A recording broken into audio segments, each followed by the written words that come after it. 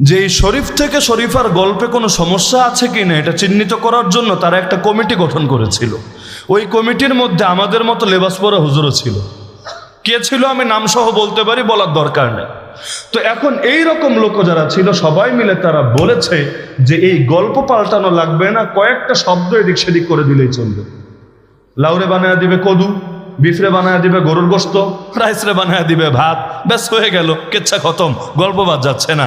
2 নম্বর এবং মৌলিক কারণ বলেছে, পত্রিকায় নাম দেয় না যে কোন কোন কর্মকর্তা, মন্ত্রণালয়ের কোন কোন ব্যক্তি এটা ঘোষণা দিয়েছে, নাম প্রকাশ না করে তারা রিপোর্টটা করেছে যে এটার উপরে আপত্তি তো দেখি শুধু হেফাজতি হুজুররা তুলেছে, অথচ এটা কওমি মাদ্রাসায় ঢোকানো হয় নাই, আলিয়া মাদ্রাসায় ঢোকানো হয়েছে। আলিয়া মাদ্রাসা সিলেবাস আলাদা, কওমি মাদ্রাসা সিলেবাস আলাদা। তো যার বিয়া তার খবর নাই, পাড়াপড়শির ঘুম নাই, তারা লিখেছে আলিয়ার হুজুররা এই গল্পের মধ্যে কোনো সমস্যা খুঁজে পাচ্ছে না।